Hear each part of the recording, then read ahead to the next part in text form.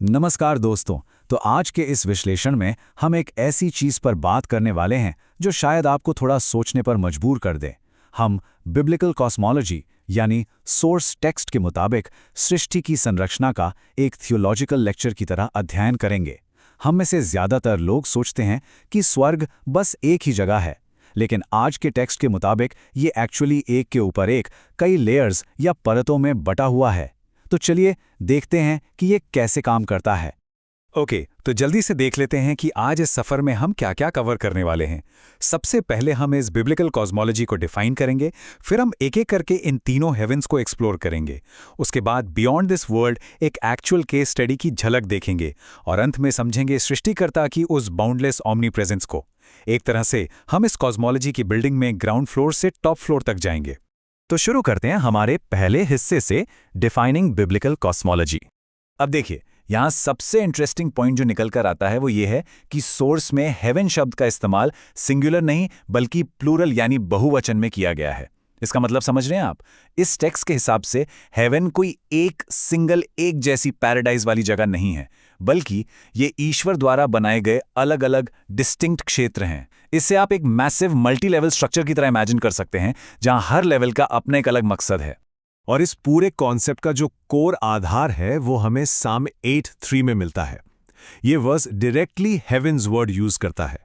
ये इस बात का एक बहुत ही सॉलिड स्क्रिप्चरल प्रूफ है कि एंशिएंट बिब्लिकल कॉस्मोलॉजी में शुरू से ही एक से ज्यादा स्वर्गों को माना जाता था। यानी उनके लिए ये पूरा कॉस्मोस शुरुआत से ही एक मल्टी लेयर्ड संरचना था। अगर हम इस पूरे कॉस्मोस को एटमॉस्फेयर की अलग अलग लेयर्स की तरह सोचें तो इसे समझना काफ़ी सिंपल हो जाता है। इमेजिन कीजिए आप ऊपर की तरफ जा रहे हैं। सबसे पहले आता है विजिबल रेल्म, उसके ठीक ऊपर आता है फॉलन एंजल्स यानी गिरे हुए देवदूतों का रेल्म, और सबसे आखिर में टॉप लेयर पर है थ्रोन ऑफ गॉड। ये एक परफेक्ट अपवर्ड असेंशन है। चलिए अब एंटर करते हैं इस स्ट्रक्चर की पहली लेयर में, द फर्स्ट हेवन। तो ये पहला स्वर्ग एक्चुअली है क्या? वेल, ये वही फिजिकल यूनिवर्स है जिसे हम अपनी नंगी आंखों से रोज देखते हैं।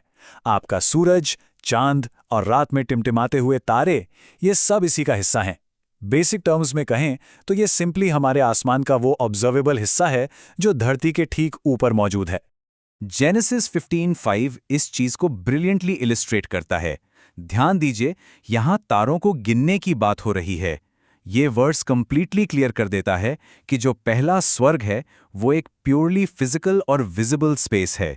इस लेवल को देखने के लिए आपको किसी डीप स्पिरिचुअल विजन की जरूरत नहीं है, बस बाहर निकालिए और आसमान की तरफ देखिए। अब थोड़ा और ऊपर चलते हैं और एंटर करते हैं एक काफी इंटेंस लेयर में, द सेकंड हेवन। अब ये जो मिडिल रेल्म है ना, हैरानी की बात यह है कि ये बिल्कुल भी शांति की जगह नहीं है। टेक्स्ट के मुताबिक ये लिटरली शैतान का थ्रोन रूम है। ये वही एग्जैक्ट जगह है जहां फॉलन एंजल्स फिजिकली ऑपरेट करते हैं और रहते हैं। और सबसे बड़ा पॉइंट, टाइम की शुरुआत में ईश्वर के खिलाफ जो मूल रिबेलियन यानी विद्रोह हुआ था वो इसी सेकंड हेवन में हुआ बताया जाता है। तो बेसिकली ये एक कांस्टेंट बैटल ग्राउंड है। ओके, अब आते हैं इस कॉस्मोलॉजिकल इमारत के सबसे हाईएस्ट फ्लोर पर, द थर्ड हेवन। ये इस सृष्टि की अल्टीमेट सबसे हाई और सबसे पवित्र मंजिल है।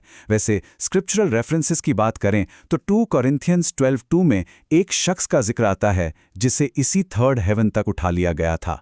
ये वो इटर्नल जगह है जहां से ईश्वर इस पूरे यूनिवर्स पर रूल करते हैं, और यहां उनकी कमांड में एक इनन्यूमरेबल एंजेलिक होस्ट यानी अनगिनत देवदूतों की सेना मौजूद रहती है। यही राइचियस लोगों का अनंत घर और डिवाइन अथॉरिटी का असली केंद्र है। और ये पैशनेटली इलस्ट्रेट करता है कि तीसरा स्वर्ग कितना स्पेसिफिक और रियल है। हिब्रूज 8:1 के इस वर्स को देखिए। ये एक्चुअली ईश्वर के सिंहासन को इसी हाईएस्ट हेवन में एस्टैब्लिश करता है। इसका मतलब है कि ये केवल एक आइडिया नहीं है, बल्कि टेक्स्ट के हिसाब से ये एक एक्चुअल परम स्थान है जहां से द मैजेस्टी रूल्स करता है। अब हम शिफ्ट करते हैं अपने 5वें हिस्से पर, अ ग्लिम्स बियॉन्ड। चलिए एक रियल वर्ल्ड नैरेटिव देखते हैं। तो यहाँ हमारे पास जैक्सन नाम के एक 4 साल के बच्चे का केस है। एक ट्रेजेडी में पूल में डूबने की वजह से इस बच्चे को प्रोफाउंडली हाइपोथर्मिक स्टेट और इंड्यूस्ड कोमा से गुजरना पड़ा।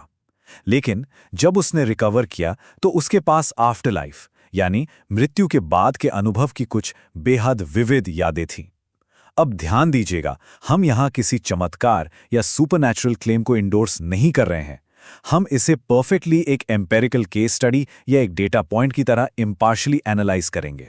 अगर आप इस बच्चे की रॉ ऑब्जर्वेशंस को टेक्स्ट के साथ मैप करेंगे तो डिटेल्स सच में फैसिनेटिंग हैं।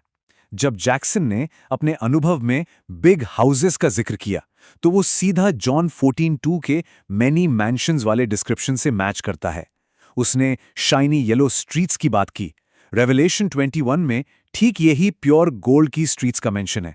और जो बिग लाइट उसने देखी वो मैथ्यू 17:2 में रोशनी के कैरेक्टराइजेशन से ब्रिलियंटली अलाइन करती है। चाहे आप कुछ भी सोचें, पर एक बच्चे की डिस्क्रिप्शन और एंशिएंट स्क्रिप्चर के बीच का ये मैपिंग वाकई में एक कमाल का एनालिसिस है। तो अब आते हैं अपने आखिरी और सबसे गहरे कॉन्सेप्ट पर, बाउंडलेस ऑमनी प्रेजेंस। अब यहां आकर एक बहुत ही गजब का कॉन्ट्रास्ट क्रिएट होता है। देखिए, एक तरफ तो ये तीनों हेवंस हैं, ये सब स्ट्रक्चर्ड रेल्म्स हैं जिनकी अपनी फिजिकल और स्पिरिचुअल बाउंड्रीज हैं। लेकिन दूसरी तरफ है क्रिएटर का नेचर।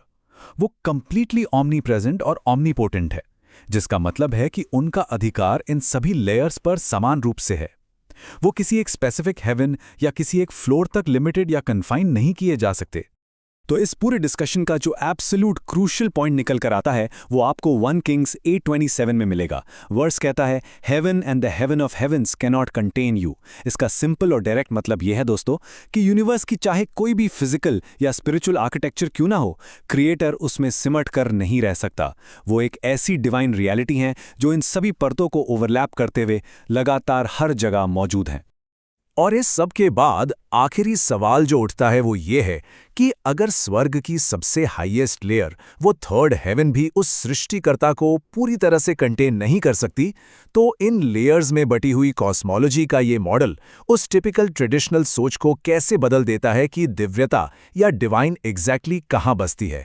ये डेफिनेट रूप से एक ऐसा सवाल है जो हमें सृष्टि को एक बिल्कुल नए नज़रिए से देखने पर मजबूर कर देता है। आज के इस विश्लेषण में मेरे साथ जुड़ने के लिए बहुत बहुत शुक्रिया।